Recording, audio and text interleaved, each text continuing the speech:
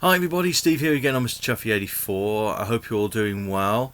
Doing this review today on the day after the sad news of the passing of His Royal Highness Prince Philip, the Duke of Edinburgh.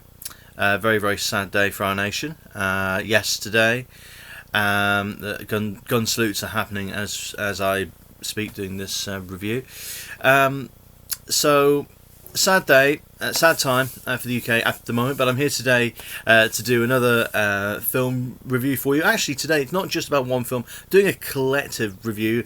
In my last review, I looked at The Long Good Friday, the British gangster classic, and today, and at the end of that video, I would say that in this video, I was going to look at a series of films. So I'm not going to talk a lot about each one because I've got 5 to look at here, and we're talking today about the spaghetti westerns of Sergio Leone, the renowned Italian director who directed the famous Dollars trilogy, Fistful of Dollars, For a Few Dollars More, and The Good, the Bad and the Ugly. And then he went on to do just 3 more films, which are considered to be another trilogy. Once Upon a Time in the West, Duck You Sucker, otherwise known as A Fistful of Dynamite, and then his final film, Once Upon a Time in America. Now, of course, 5 of the 6 films I've mentioned are westerns. But the last one, if you know Once Upon a Time in America, you know, of course, that's clearly not a western.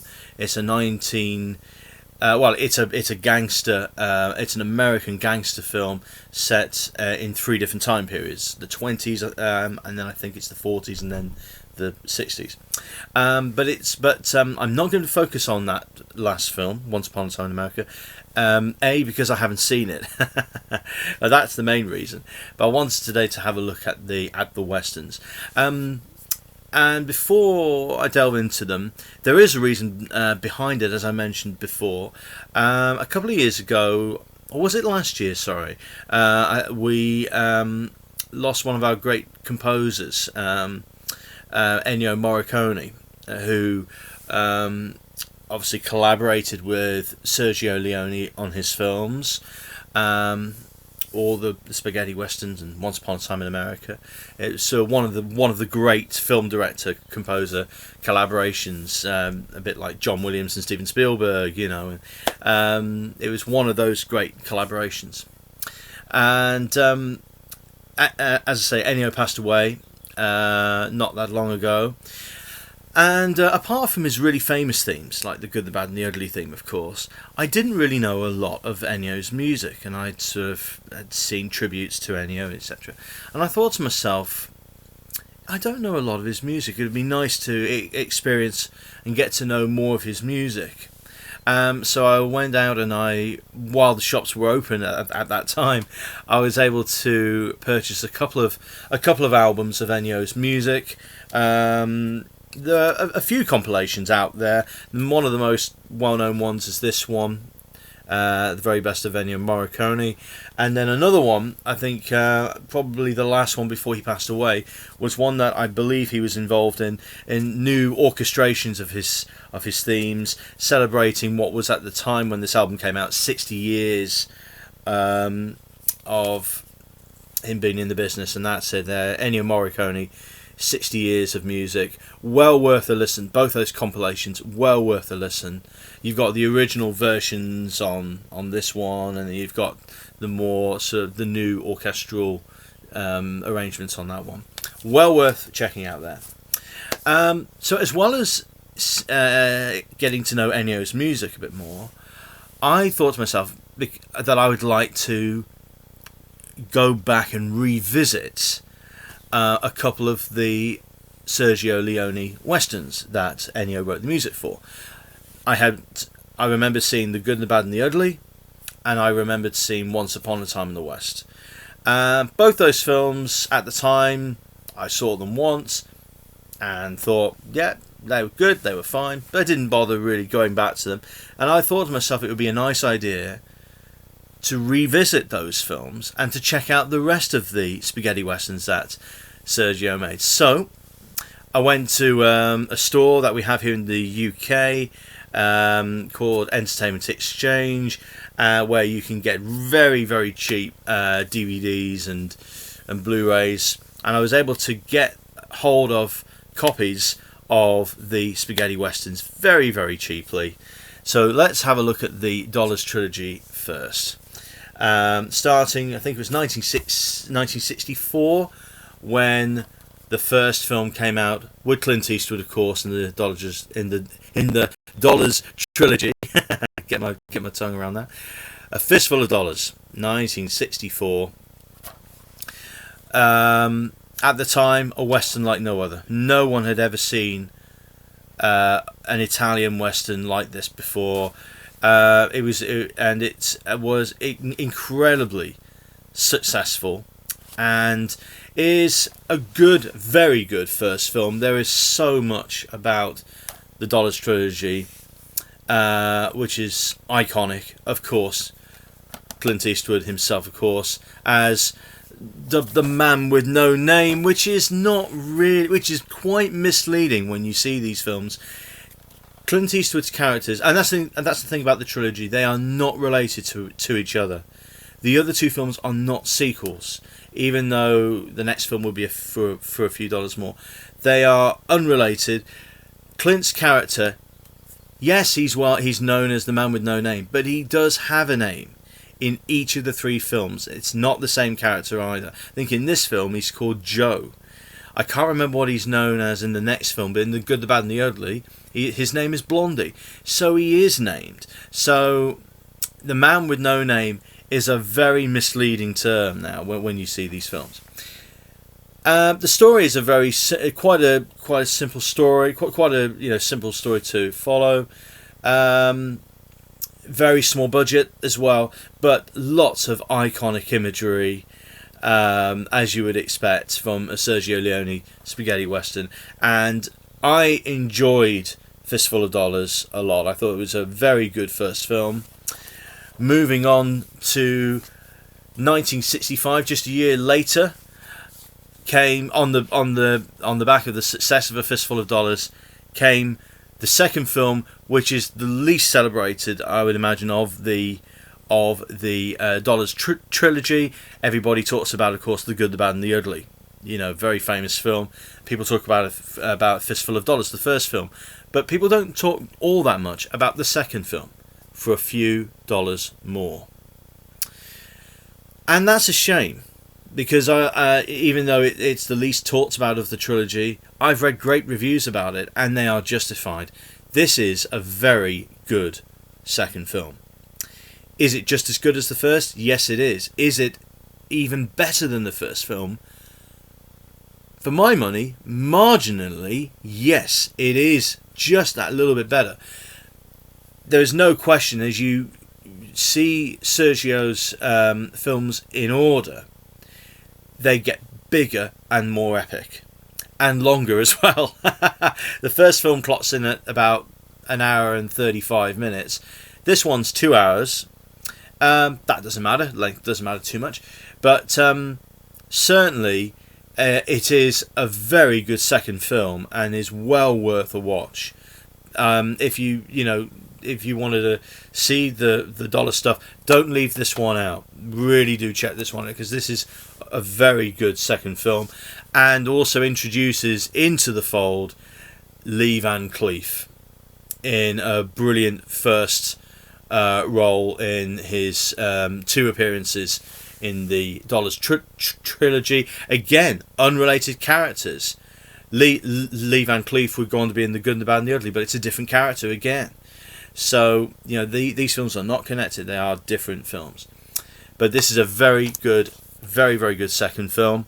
And that's the thing as well. As the trilogy goes on, you have more and more lead characters. In A Fistful of Dollars, Clint Eastwood's character, Joe, is the lead and main character. In For a Few Dollars More, you have two main characters. You have the Clint Eastwood character, and you have the Lee Van Cleef character. Of course, he plays the villain in that film, and then we go into what arguably would be the most famous film of the trilogy, the third film, The Good, the Bad and the Ugly. And this time you have three main characters, of course, as you would get from the title. Clint Eastwood as the good, he plays Blondie. Lee Van Cleef as the bad, and as again another villain, plays the villain. And Lee Van Cleef is superb. He plays the villains in the second and third films so well. And you have the Ugly, which is the character of Tuco, played by the brilliant Eli Wallach, a wonderful man, lived to well into his late 90s. If you get to see his interviews, Eli Wallach's interviews, a lovely man, a really wonderful man, and a great actor. And he makes such a big impression in this film. Has a lot of scenes with Clint Eastwood, some wonderful scenes. Of course, you have some really famous scenes in The Good, the Bad and the Ugly. This is a long film as well to sit through. The last one was 2 hours. This one is nearly 3. It's a long film in its complete form. And that's the thing about Leone's films. There are loads of different versions depending on which country you saw them in.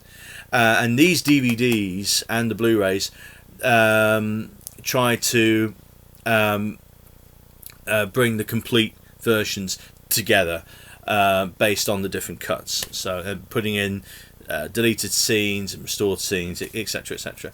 The Good and the Bad, the Ugly, which was about an hour, which was originally only about just over 2.5 hours, is now nearly 3 thanks to the restored version on DVD. You've got, as I say, you've got some great scenes. You've got the scenes towards the end of the film where Tuco is running round the graveyard to try and locate the gold in a piece of music that's called The Ecstasy of Gold, which I think Metallica did a version of in tribute to Ennio Morricone. They performed that piece of music from The Good, the Bad and the Ugly live. And I think when Ennio Morricone did a collaborations album, Metallica recorded their version of the Ecstasy of Gold theme from this film for that.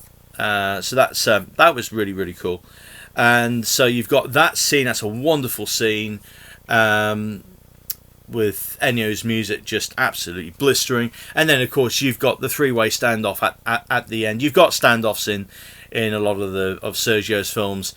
But most certainly the most famous is in The Good, the Bad, the Ugly, the three-way standoff, and the iconic imagery of the close-ups of people's eyes, looking left and right, wondering who's going to shoot first, watching people's hands as they go towards the guns, etc., etc. The close-up shots of the hands going towards the guns, who's going to draw first, and Ennio's music builds and builds and builds. Huge amount of tension that's created. Who's going to draw first? Who's going to shoot first? Who's going to survive? Who's going to bite the dust? Obviously, I'm not going to give anything away if you haven't already seen it. But it's a brilliant, brilliant three-way standoff. So well filmed.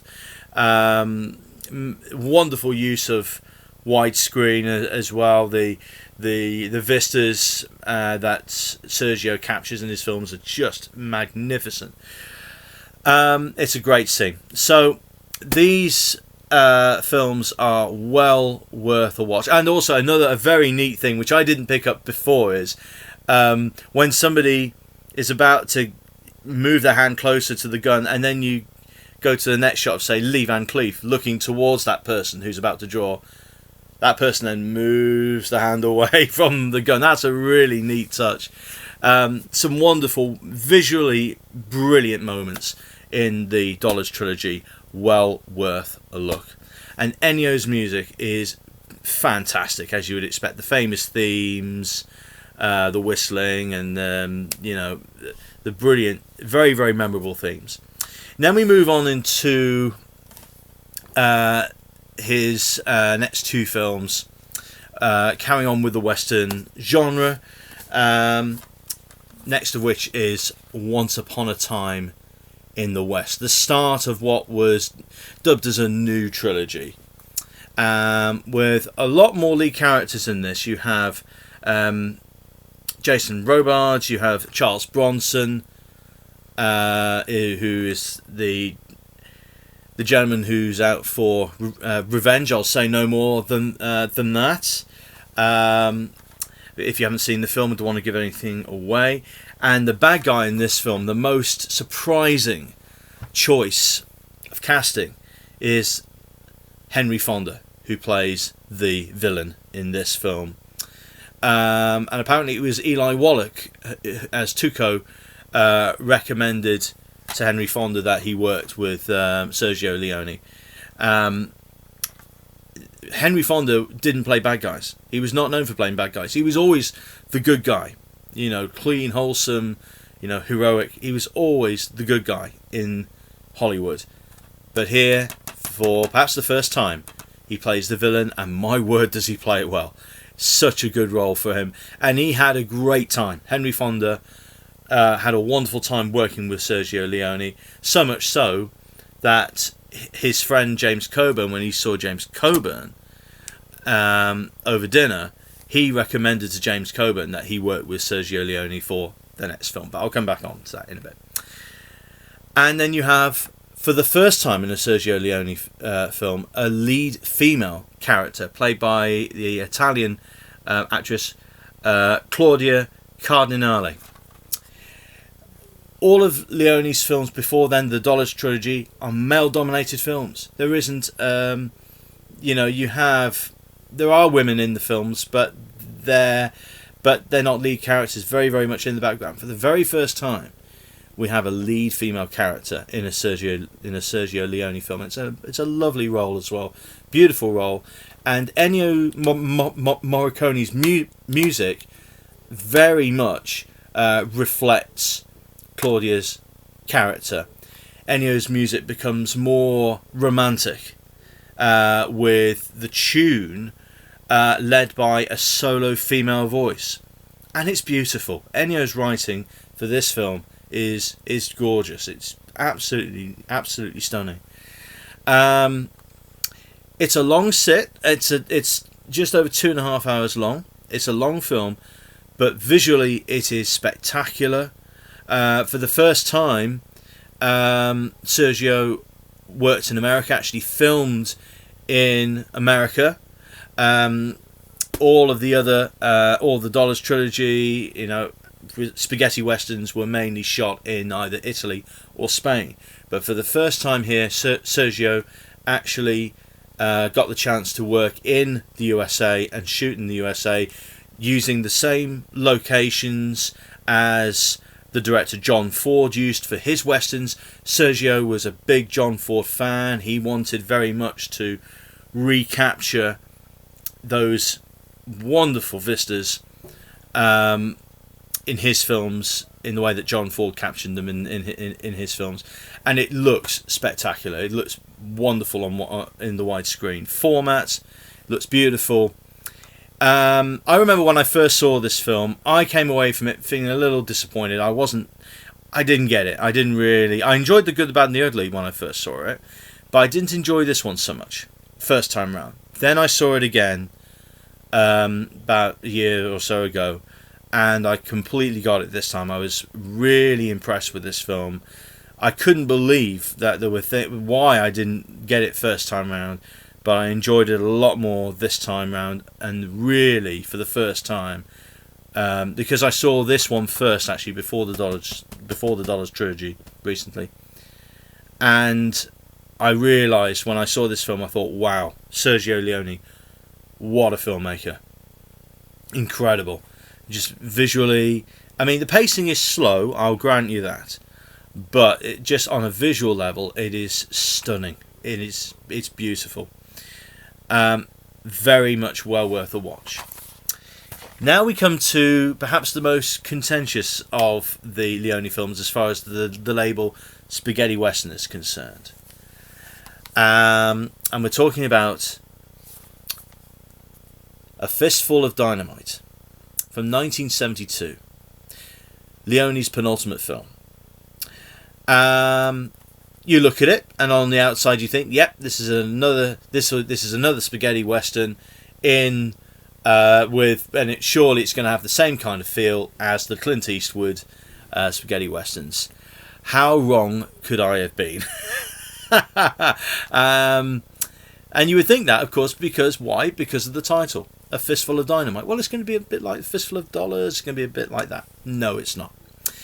Is it a spaghetti western? Well, it does have a Mexican bandit in it, played by the brilliant Rod Steiger. But in essence, this isn't a spaghetti western. This is a film which is actually set during the Mexican Revolution, and also touches upon the Irish Revolution as well, which brings in to play James Coburn's character, who plays an Irishman, and the story revolves around the Mexican Revolution and the friendship that is formed between the Irish IRA man, played by James Coburn, the character of John Mallory, and the Mexican bandit Juan, played by Rod Steiger. And this is a much darker film in tone as well. It has a lot of sort of comedic elements as well. There's some great sort of comedy moments between the two characters, but in essence, it's a darker film looking at the horrors of violence in revolutions. That's what A Fistful of Dynamite is about. It wasn't originally called A Fistful of Dynamite. The original title for this film was Duck, You Sucker, which is a phrase that is used throughout the film by both James Coburn and Rod Steiger. And I love it. I think it's a great... I love it. It's a great saying. It's used every time there's about to be a big explosion, whether as a surprise, unexpected surprise, or something that's planned. Before the explosion happens, 9 times out of 10, one of the characters would say, "Duck, you sucker," and then big explosion. Those moments in the film are fantastic. I love it. Absolutely love it. The performances in this film are excellent. Absolutely excellent. James Coburn is brilliant as John Mallory. But it's Rod Steiger for me as the Mexican bandit Juan is brilliant. I think it's a great performance from him. The one slight surprise in this film is the fact that it does have a little bit of strong language in it, which none of the previous films did. So that caught me off guard a bit. I'm not a huge fan of strong language in movies. But there's the F-bomb appears now and again, mainly from Rod Steiger's character. Not too much, but just a bit. The one thing about The Fistful of Dynamite, or Duck You Sucker, whichever you want to call it, is that I had to admit, when I first saw this was the one I enjoyed the least. Because it caught me out. I was expecting it to be a spaghetti western. It wasn't. It was completely different to what I expected it to be. Also, with Leone's films, even though they're quite sort of gently paced films, and especially in this one and Once Upon a Time in the West, which the pacing is quite slow, the narrative isn't always clear. I mean, you can pick up a lot of what's going on just by seeing it on a visual level. You can just work it out visually, what's going on and whatever. But in some cases, like in this film, there are some flashback sequences involving James Coburn's character. I struggled with those. I struggled to work out what was going on in a few places. It's only thanks to the documentaries where things were explained. It's like, oh, I get it now. I understand why this was happening and whatever. But with the narratives, you have to pay attention to it in order to work it all out, you know. And there are a couple of bits at first that, with this film, I found a bit ambiguous, you know. But saying that, there are a lot of good things about Duck You Sucker, Fistful of Dynamite. Certainly one of Leone's most overlooked films, and there are lots of different versions of it. This version on DVD is the most complete version of the film, which also makes a bit more sense in one or two places as well. So well worth a watch. This of Leone's films, of the 5 films that I've seen, I have now gained, I must say, a much greater respect and admiration for the work of Sergio Leone. I respect him enormously as a director. Very, very, very, very, very talented, and really have become a lot more of a fan of his now, and it's been lovely to listen to Ennio Morricone's music in the films as well. But of all the films, this is the one that I need to rewatch and view it in a completely different perspective. So I'm going to look forward to doing that and seeing what I think of it. But well worth a look. So obviously the last film, Once Upon a Time in America, is not spaghetti western or that sort of genre. It's a completely different film. It was Sergio's last film, as I've said. So what I'm going to do is, I haven't seen it. Do I want to see it? I would like to see it. I would like to give it a go, see what it's like. So I haven't got it yet, but when I do grab a copy of it and check it out, I will certainly do a review of it. So there we are. So those are my thoughts on the spaghetti westerns of Sergio Leone, including the music of Ennio Morricone. I hope you enjoyed that, and I hope that it's inspired you to check them out if you haven't already done so. If you have seen them, what did you think of them? What was your favourite? What was your least favourite? It'd be great to hear from you, to let me know what you thought of these films. I'm going to do another couple of collective reviews very, very shortly, because I've just finished seeing the whole cycle of The Hobbit and The Lord of the Rings, the Peter Jackson films, in chronological order. So the Hobbit films first, then The Lord of the Rings. Watched The Return of the King last night, although I had to split it in two because I saw the extended cut and it's 4 hours, so couldn't watch that in one sitting. But I saw the last part of it last night. So, but I'm going to do the Lord of the Rings films first as a review. I'm going to do that, and then I'll do a separate one on the Hobbit trilogy.